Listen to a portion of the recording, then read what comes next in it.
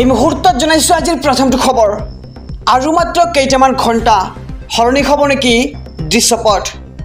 বাজেটে নিৰ্ণয় কৰিব মোদী চৰকাৰৰ ভৱিষ্যত বিত্তমন্ত্ৰী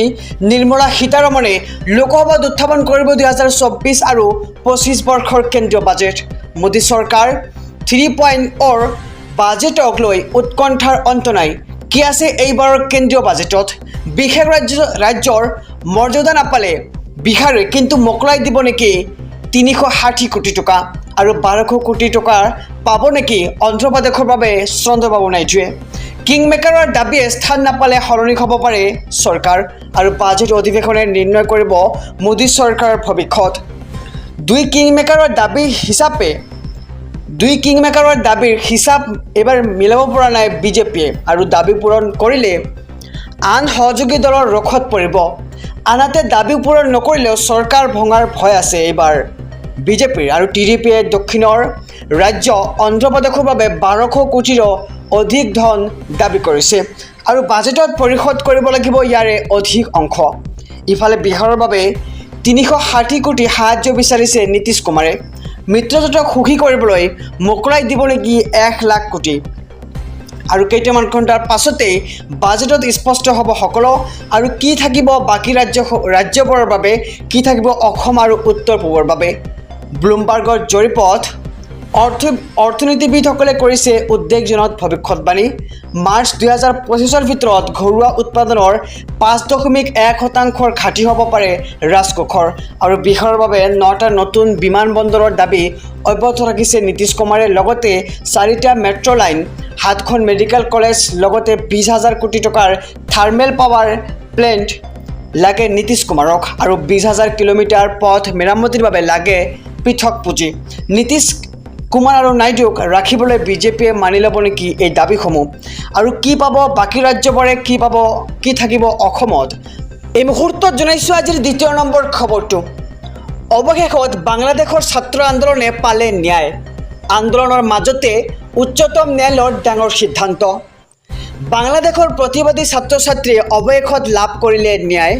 উচ্চতম ন্যায়ালয়ে বিতৰ্কিত কোটা ব্যৱস্থাত বৃহৎ পৰিৱৰ্তন কৰিলে বৰ্তমানৰ পৰা বাংলাদেশত 93% লোকে মেধাৰ ভিত্তিত পাব চাকৰি স্বাধীনতা সংগ্ৰামীৰ পৰিয়ালৰ বাবে 5% সংৰক্ষণ 1% সংখ্যালঘু আৰু 1% বিশেষভাৱে সক্ষম তৃতীয় লিংগৰ বাবে সংৰক্ষণ কৰা থাকিব আৰু 30% পদ সংৰক্ষণৰ বাবে ভয়ংকৰ আন্দোলনে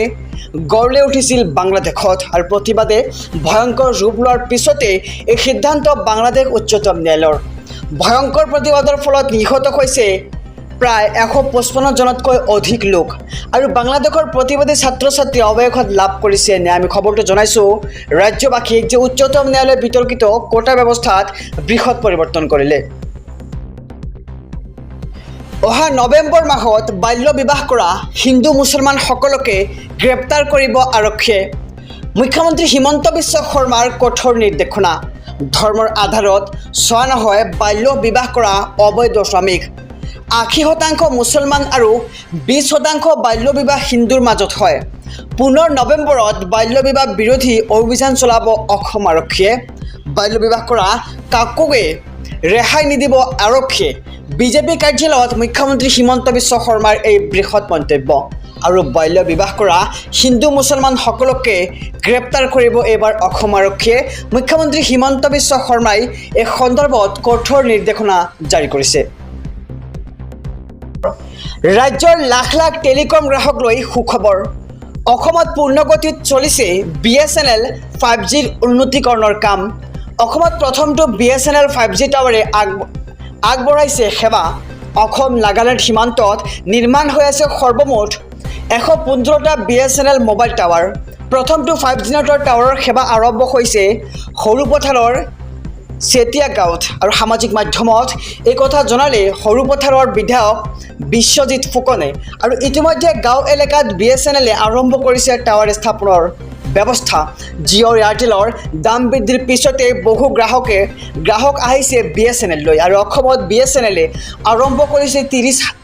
3000 টাৱাৰ স্থাপনৰ প্ৰক্ৰিয়া আৰু টাটাৰ সৈতে BSNL কৰিছে 15000 কোটি টকাৰ এক বৃহৎ চুক্তি আৰু অসমত দৈনিক 1000 লোকে নতুনকৈ লৈছে BSNLৰ সুবিধা আৰু ৰাজ্যৰ লাখ লাখ টেলিকম গ্ৰাহকলৈ সুখবৰ আহি পৰিছে কিয়নো এবাৰ BSNL স্থাপন কৰিছে 5G টাৱাৰ